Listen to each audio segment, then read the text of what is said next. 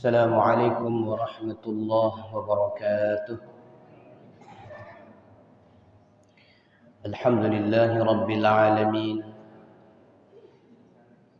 والعاقبة للمتقين، ولا عدوان إلا على الظالمين. أشهد أن لا إله إلا الله وحده لا شريك له، وأشهد أن سيدنا ونبينا محمدا عبده ورسوله. اللهم صل وسلم وبارك على سيدنا محمد وعلى آله وأصحابه أجمعين. رب اشرح لي صدري ويسر لي أمري واحلل عقدة من لساني يفقهوا قولي.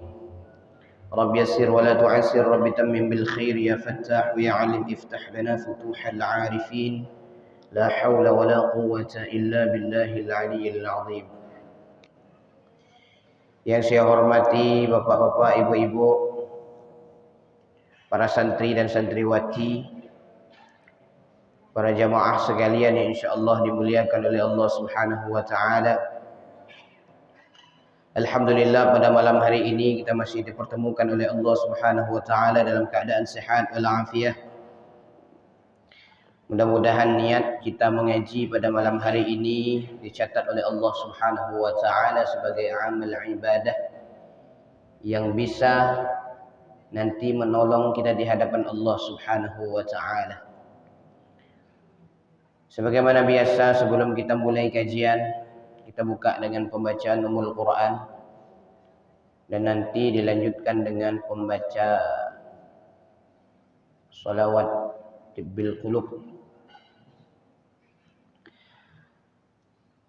أن الله يحفظ الحجاج والزوار والمسافرين في البر والبحر أجمعين، وأن الله يصحبهم السلام ويردهم إلى أوطانهم سالم غانم محفوظ مرزوق في خير ولطف وعافية، وإلى حضرة النبي المصطفى محمد صلى الله عليه وسلم وآله وأزواجه وذرياته أجمعين، ثم إلى أرواح آبائنا وأمهاتنا وأجدادنا وجداتنا ولأستاذنا ولمعلمينا ولجميع المؤمنين والمؤمنات والمسلمين والمسلمات، خصوصا إلى روح الشيخ عبد القادر الجيلاني، وإلى روح الشيخ محمد متولي الشعراوي، وإلى روح الشيخ سيد سابق، وإلى روح الشيخ سيد محمد بن علي الملك الحسن، وإلى روح الشيخ ابن عطاء الله السكندري، وإلى روح الشيخ حلمي بن عبد المجيد، وإلى روح الشيخ رجل بن هدي محمد، وإلى أصولهم وفروعهم ومحبهم وأحبائهم الأحياء منهم والأموات أينما كانوا من مشارق الأرض إلى مغاربها بدها وبحرها، وإلى جميع مشايخهم وسلسلة سندهم إلى رسول الله صلى الله عليه وسلم. غفر الله ذنوبهم ونفعنا الله بعلومهم وأفاض علينا من بركاتهم وأنوارهم وأسرارهم في الدنيا والآخرة. شيء لله ولهم الفاتحة. أعوذ بالله من الشيطان الرجيم. بسم الله الرحمن الرحيم. الحمد لله رب العالمين الرحمن الرحيم مالك يوم الدين. إياك نعبد وإياك نستعين. اهدنا الصراط المستقيم صراط الذين أنعمت عليهم غير المغضوب عليهم ولا الضالين. رب اغفر لنا آمين.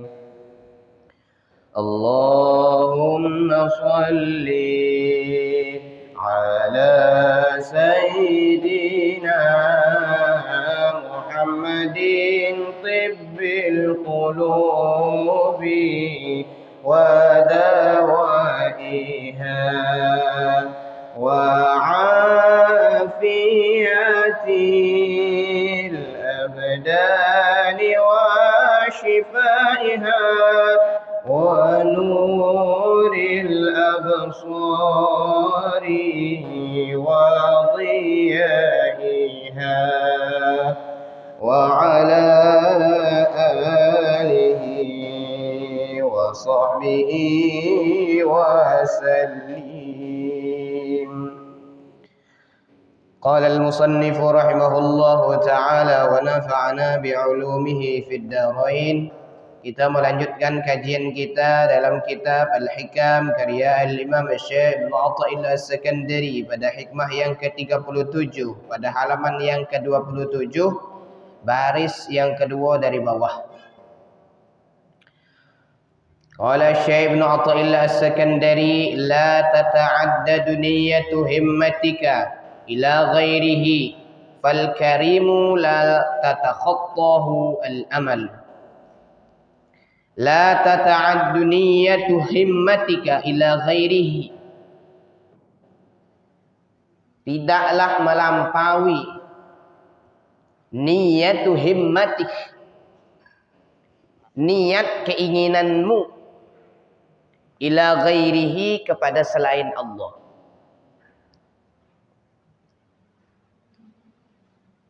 Jadi kita itu kalau ada suatu keinginan, suatu cita-cita, suatu angan-angan, suatu niat, jangan melebihi daripada selain Allah Subhanahu wa taala. Artinya mintanya hanya kepada Allah.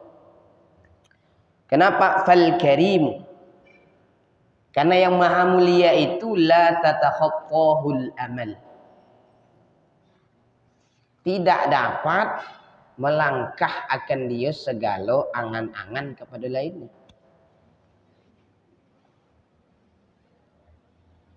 Kita kalau mau minta sesuatu, ini contoh.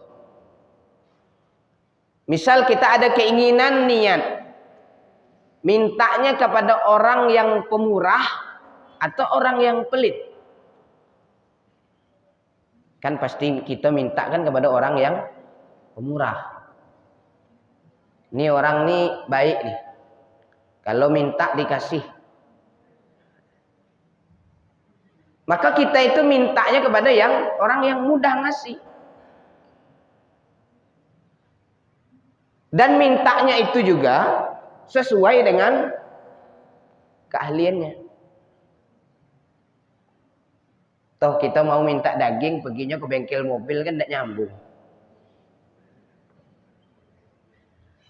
Tapi ini mintanya kepada Allah. Allah bukan hanya pemurah, tapi maha pemurah. Allah bukan hanya saja mulia, tapi maha mulia. Allah bukan kaya, tapi maha kaya. Karena bahwasanya yang karim itu yaitu yang meliputi kepada tiap-tiap kesempurnaan.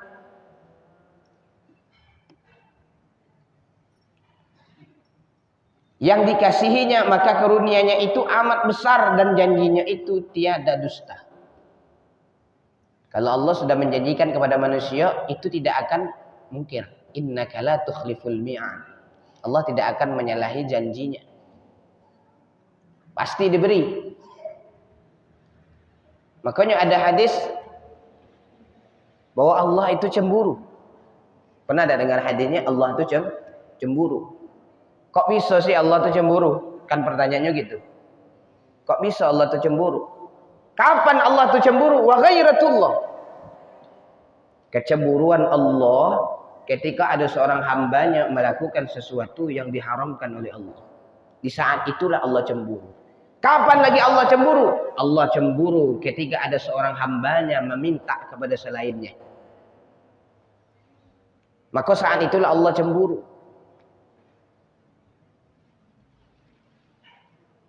Maka ketika ada orang yang berzina, Allah cemburu itu. Ketika ada yang berjudi, Allah cemburu.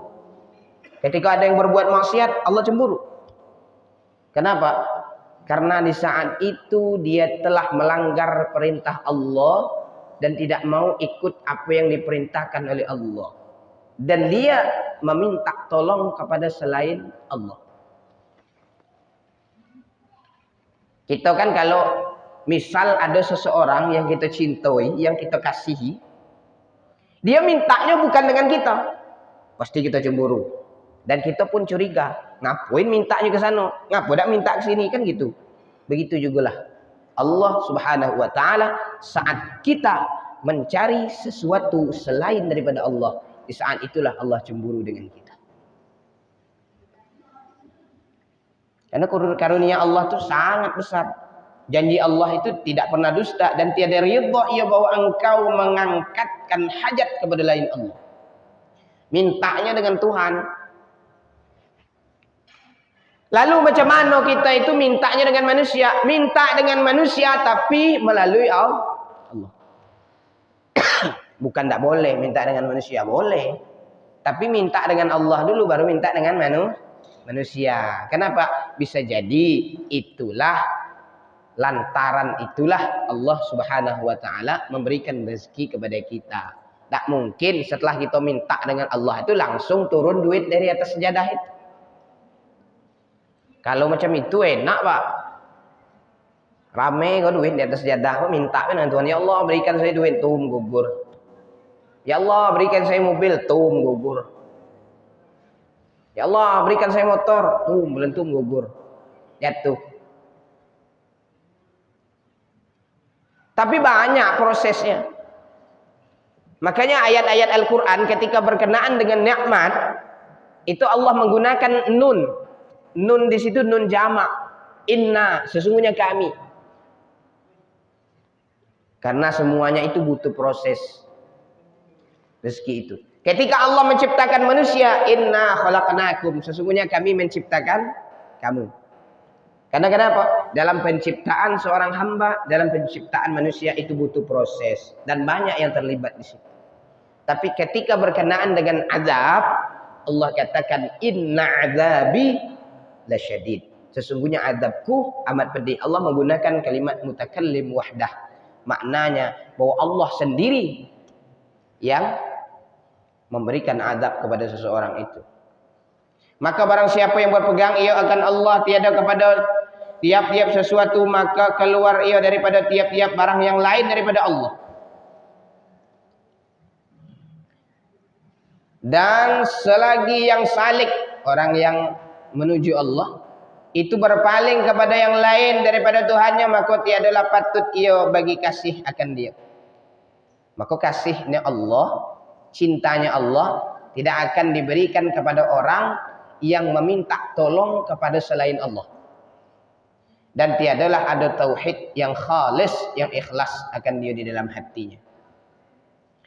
Maka orang yang akil, orang yang berakal itu, yaitu yang tiada ridha ia dalam kedua negeri lain daripada Tuhannya, dan tiada meminta ia lain daripadanya, karena telah diketahuinya bahwa tiada dosanya melainkan ia jua. Maka yang wajib atas seseorang itu bahwa jangan diangkatkan akan hajatnya, melainkan kepada yang esa dengan keesaan Allah.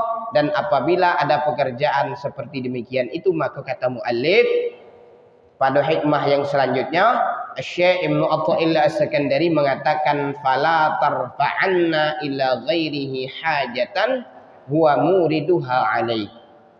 Jadi hikmah ini terkait dengan hikmah yang ke-37. Ini hikmah yang ke-38.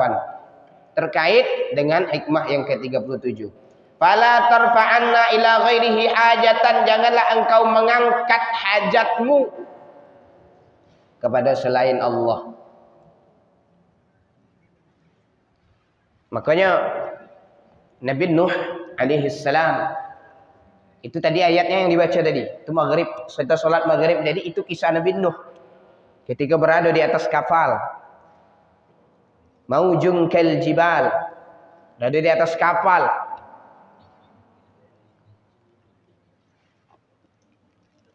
Ketika Nabi Nuh alaihi salam mengajak para umatnya untuk masuk ke dalam kapal. Kan Nabi Nuh itu kan buat kapal. Dan itu semua butuh proses. Ditanamnya kayu dulu. Lah besar kayu itu, ditebangnya. Baru dibuat jadi kapal. Itulah yang menurut orang-orang di sekitar itu, di sekitar Nabi Nuh itu, menganggap bahwa Nabi Nuh ini orang gila. Entah apa nak buat kapal besar-besar macam itu. Orang-orang banyak ngoloknya, orang-orang banyak ngejeknya. Diajaknya debat Nabi Nuh, tapi semuanya itu kalah dan bisa dijawab oleh Nabi Nuh alaihi salam. Bahkan ada sebuah riwayat yang menyebutkan bahwa ketika orang-orang buang air di kapalnya Nabi Nuh untuk mengejek Nabi Nuh alaihi salam, Buang airnya di kapal Nabi Nuh. Banyak kotoran-kotoran di atas kapalnya Nabi Nuh alaihissalam. Sehingga ada seseorang yang lumpuh. Ketika lumpuh itu masuk ke dalam kubangan kotoran orang-orang sekampung itu. Keluar dari kubangan itu langsung sehat. Balik orang bertanya, ngapo kau bisa sehat? Tadi aku buang kotoran kok di kapalnya Nuh itu. Masuk ke dalam kotoran tuh. Ternyata kotoran di situ jadi obat. Saya yang lumpuh itu sehat. Akhirnya orang-orang berbondong-bondong untuk ngambil kotoran itu jadi obat. Yang batuk tempel di kerongkongan, yang sakit perut tempel di perut, macam-macam. Yang sakit gigi tempel di gigi. Jadi semua orang mengejek, tidak mau ikut apa yang dicakapkan oleh Nabi Nuh alaihissalam. Maka Nabi Nuh ketika kapal itu telah jadi, maka semua disuruh masuk. Apa perkataan Nabi Nuh ketika umatnya Nabi Nuh masuk ke dalam kapal? Wa qala rakabu fiha bismillahi majriha wa mursaha inna rabbi laghafurur rahim. Maknanya apa? Bahwa segala ketentuan, bahwa segala permintaan ketika kita mau masuk kendaraan, mau masuk kapal, mau masuk pesawat, apapun itu jenisnya, apapun itu bentuknya, dimanapun kita berada, kapanpun itu, maka ucaplah Bismillahi majriha wa mursaha inna rabbi laghafurur rahim. Artinya apa? Nabi Nuh mengajarkan kepada umatnya bahwa apapun masalah kehidupan ini, apapun yang terjadi pada kehidupan kita ini, maka serahkan semuanya itu kepada Allah Subhanahu wa taala. Maka selamat. Banjirnya yang luar biasa itu terjadi pada zaman Nabi Nuh. Kalau banjir sekarang ini kecil-kecil, tsunami itu masih kecil. Ya tak? Tapi zaman Nabi Nuh itu luar biasa. Sampai gunung itu di atas lagi. Maka anaknya Kan'an. Nabi Nuh alaihi salam menyuruh, "Hai Kan'an, naik ke atas kapal." Kata Kan'an, "Tidak bisa ayah. Saya mau di sinilah, tidak mau naik kapal." Manjat batang pohon, banjir naik lagi ke atas batang pohon, naik lagi ke atas gunung, air lagi naik ke atas gunung. Akhirnya Kan'an termasuk ke dalam orang yang mughraqin, dalam golongan orang yang tenggelam. Maka diselamatkan oleh Allah Subhanahu wa taala atas dasar apa? Atas dasar Nabi Nuh alaihi salam, atas dasar umatnya Nabi Nuh alaihi salam menyerahkan urusannya kepada Allah Subhanahu wa taala. Nabi Ibrahim alaihi salam tidak pernah menyerahkan sesuatu kepada selain Allah. Ketika dilemparkan ke dalam api, apa yang diucapkan Nabi Ibrahim? Ini riwayat Imam Bukhari dari sahabat Nabi Ibnu Abbas, bahwa ketika Nabi Ibrahim dilemparkan ke dalam api, yang diucapkan Nabi Ibrahim apa? Hasbunallahu wa ni'mal wakil. Ini riwayat Imam Bukhari, hadisnya sahih.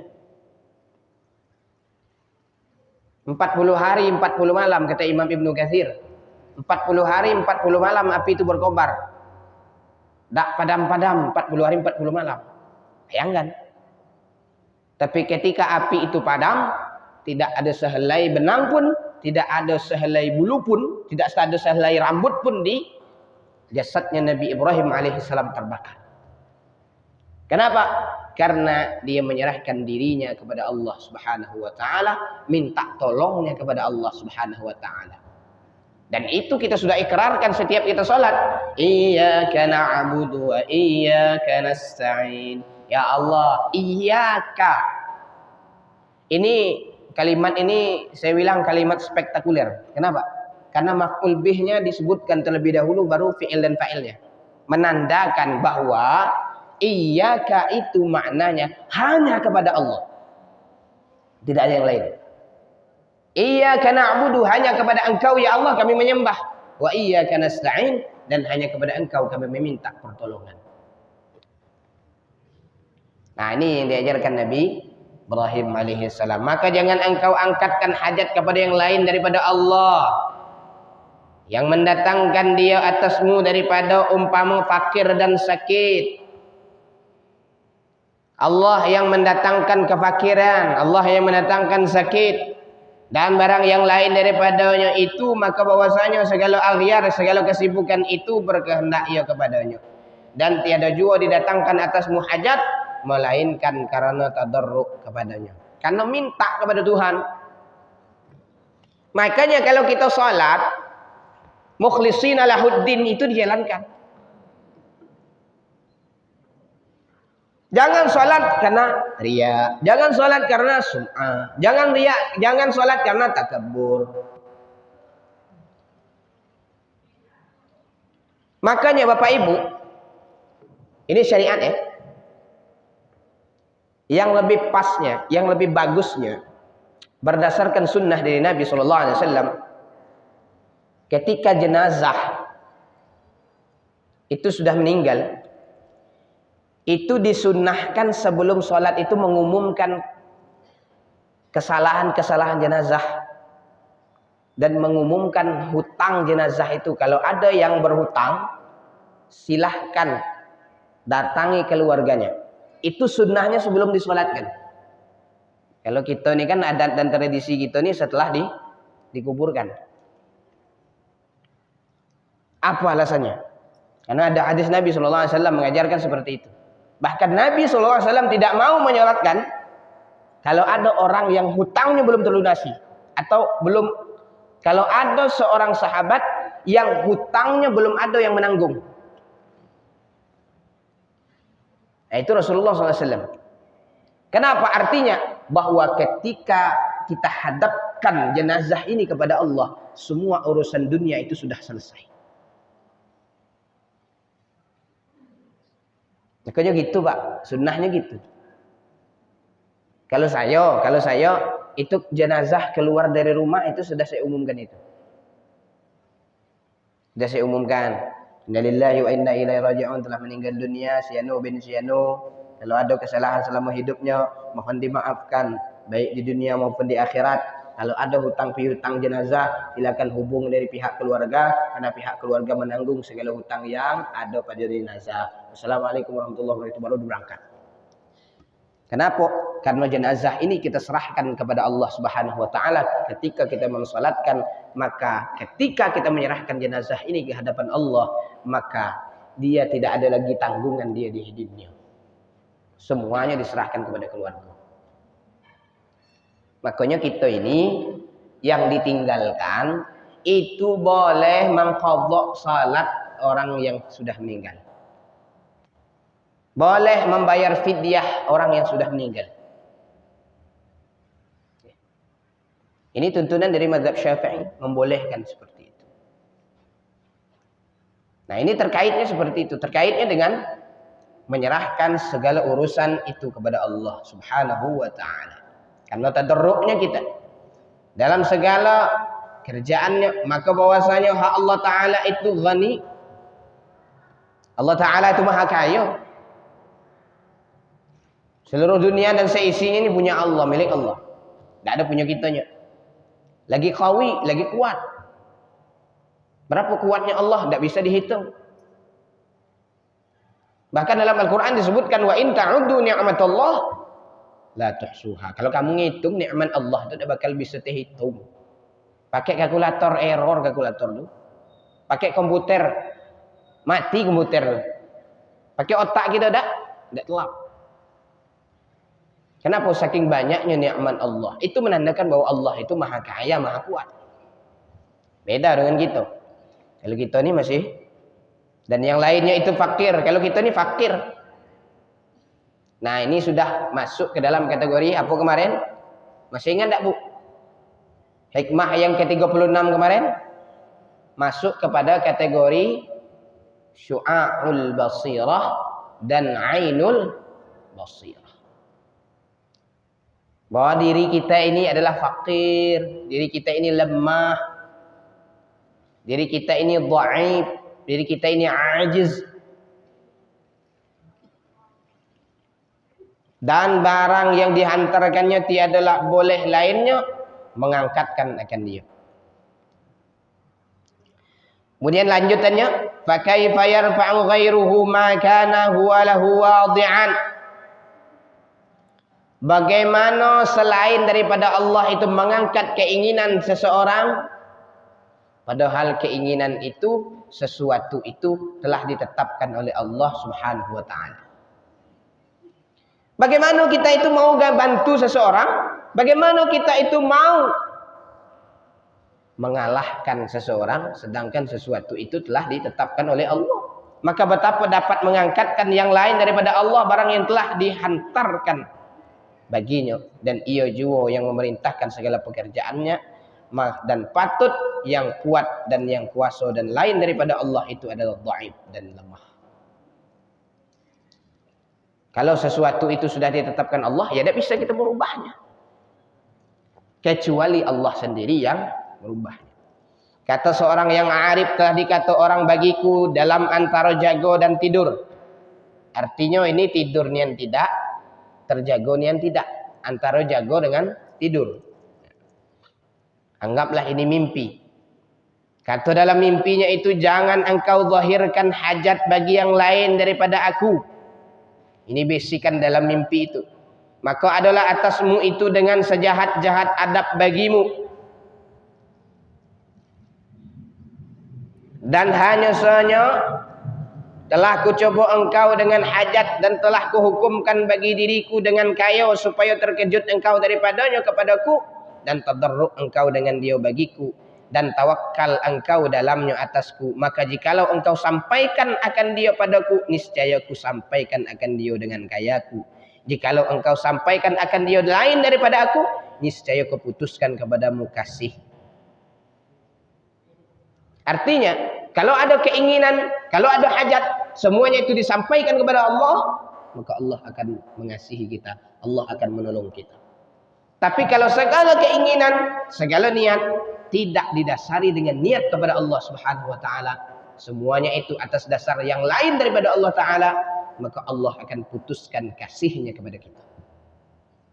Padahal kita sering meminta, Allahumma inna nas'aluka hubbak.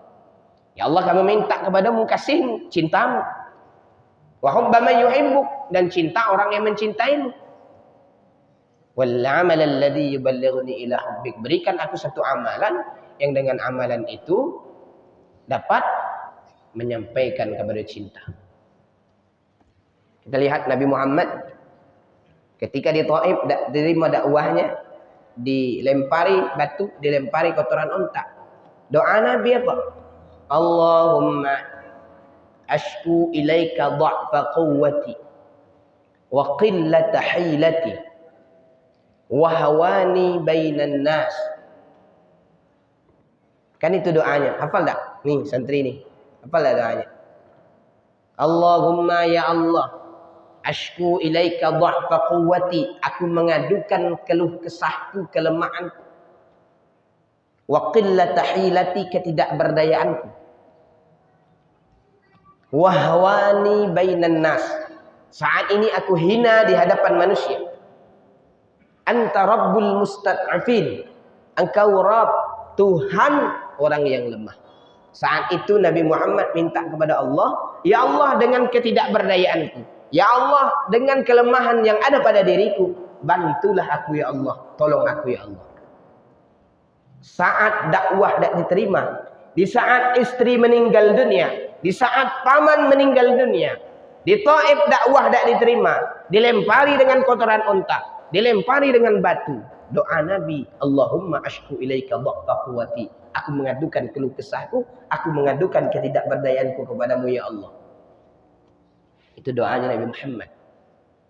Maka saat itu Allah Subhanahu wa taala memberikan sesuatu yang tidak terduga. Apa? Tak lama setelah kejadian itu, Allah Subhanahu wa taala mengisra dan memi'rajkan Nabi Muhammad sallallahu alaihi wasallam. Artinya apa?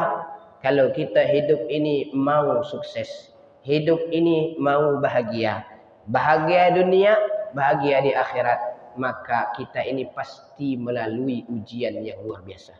Kalau kita mau sampai kepada marwah, pasti kita mulai daripada sofa. Apa maknanya? Kalau kita mau sukses bahagia, pasti didahului dengan sesuatu yang dah enak. Nah, mintanya kepada Allah. Jangan minta kepada selain Allah.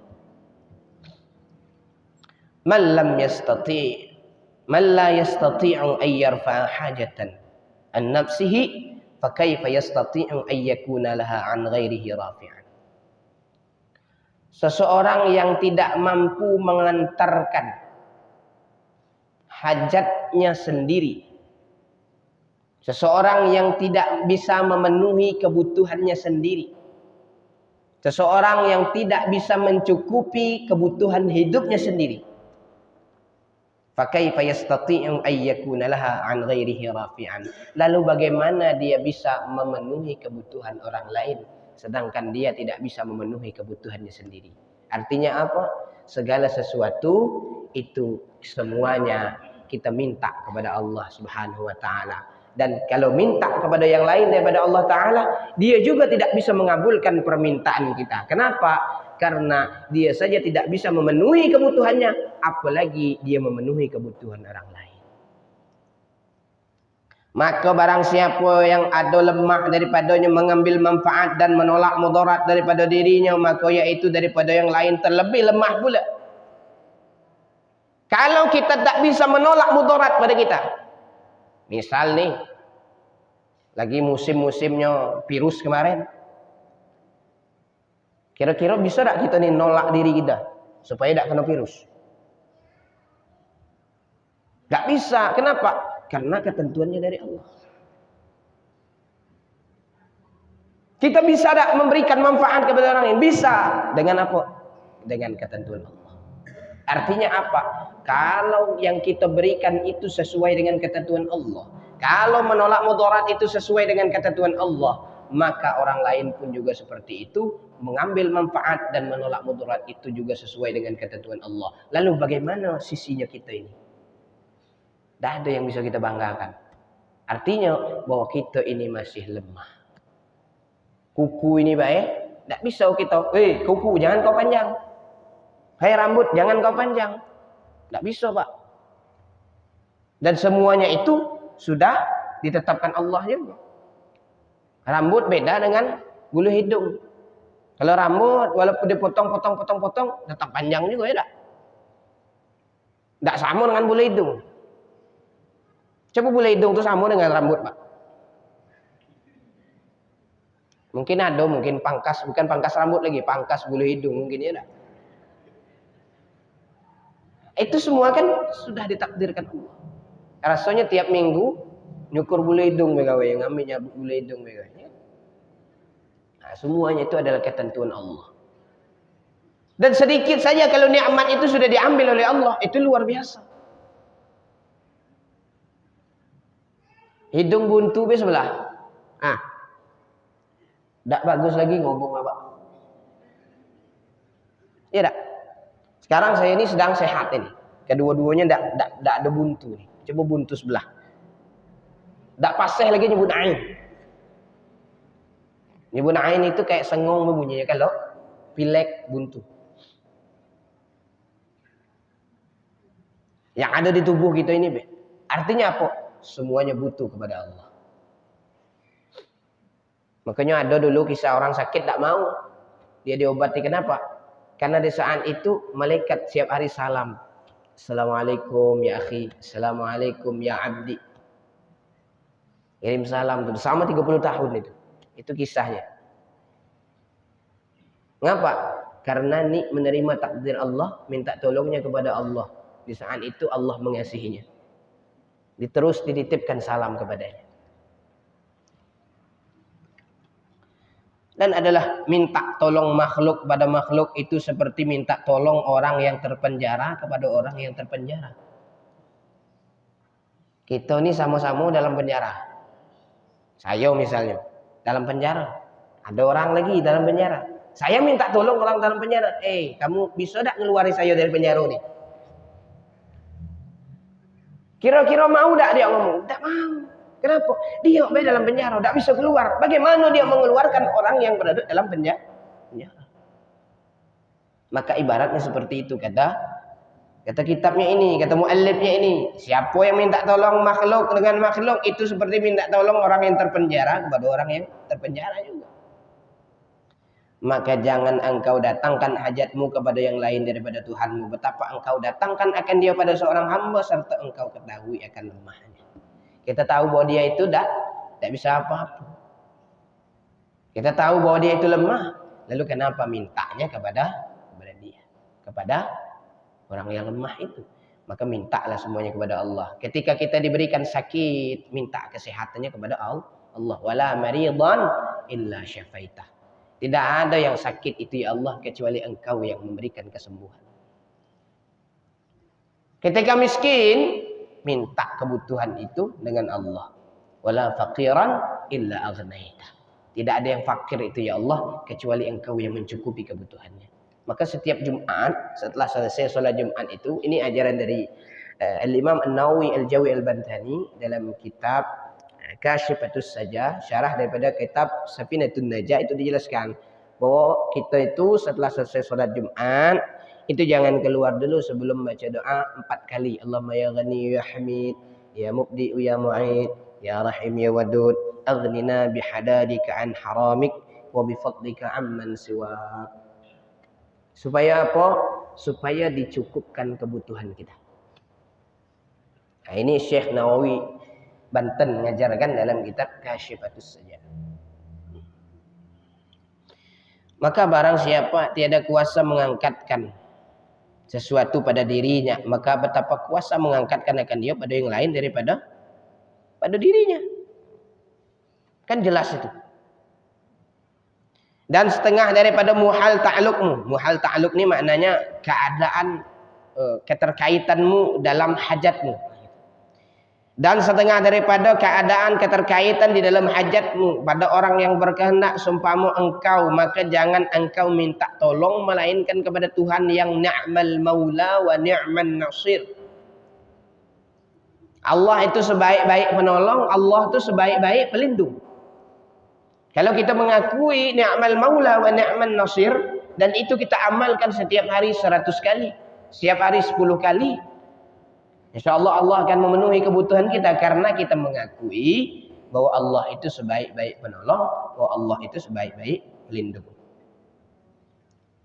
Dan kata setengah mereka itu, barang siapa yang berpegang ia atas yang lain daripada Allah, maka yaitu di dalam ghururnya, di dalam kecongkaannya, di dalam kesombongannya, di dalam keangkuhannya. Karena bahwasanya ghurur itu tidak kekal dan tidaklah kekal sesuatu yang lain daripada Allah. Maka hendaklah jangan engkau berpegang melainkan atas sesuatu yang senantiasa atasmu daripada anugerah Allah Subhanahu wa taala. Kata Syekh Abu Hasan Asy-Syadzili radhiyallahu an, bermula orang yang sufi itu yaitu orang yang tiada condong kepada makhluk dan senantiasa mengerjakan bagi segala yang dijanjikan Allah taala. Dan katanya pula bermula yang memeliharakan akan hati daripada segala kejahatan itu atas 4 perkara. Yang pertama, bertambah hati serta Allah. Hati kita ini cuman tidak terkait kecuali kepada Allah. Barulah masuk kepada Ainul Basirah yang sudah kita jelaskan minggu kemarin. Hati cuma terkait kepada Allah. Yang lain daripada Allah. Nih fana semua nih. Yang baqa cuma Allah.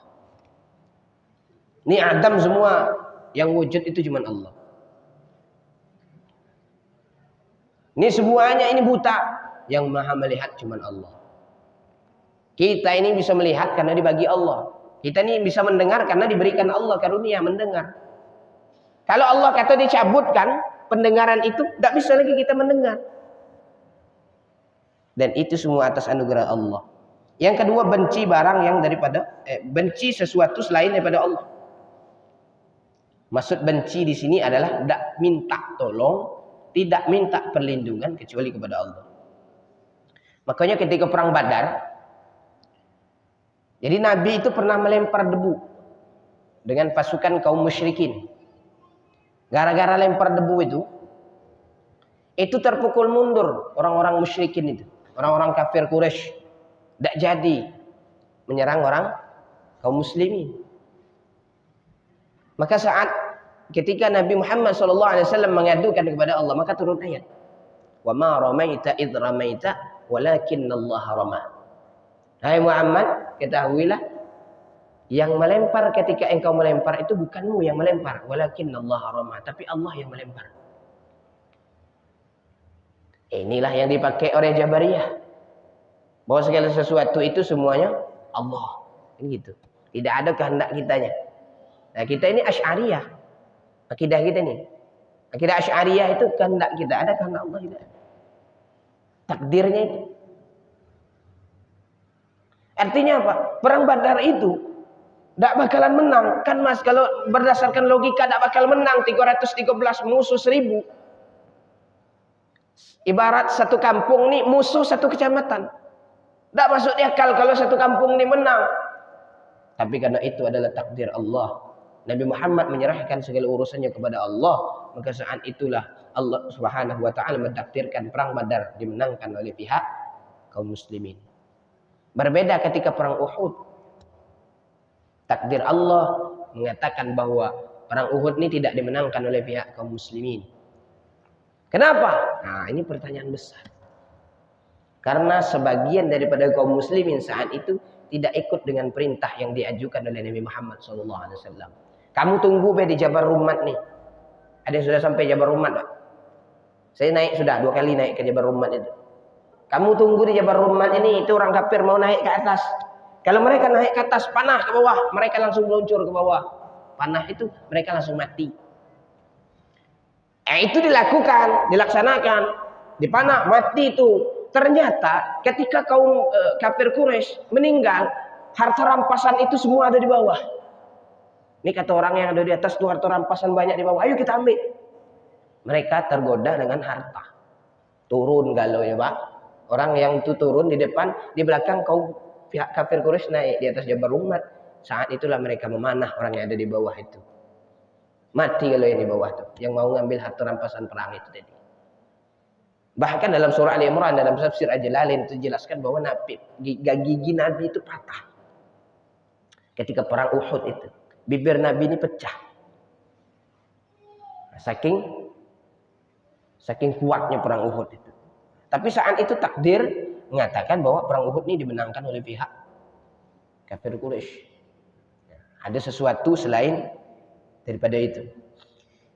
Yang ketiga, tiada menilik kepada yang diharamkan Allah Ta'ala. Artinya kita itu tidak melakukan sesuatu yang diharamkan Allah. Yang keempat, melakukan sesuatu yang diperintahkan Allah Subhanahu wa Ta'ala, yang tiada mengharap sawabullah, tidak ada mengharap pahala, mengharapkan hanya keridhaan Allah Subhanahu wa Ta'ala.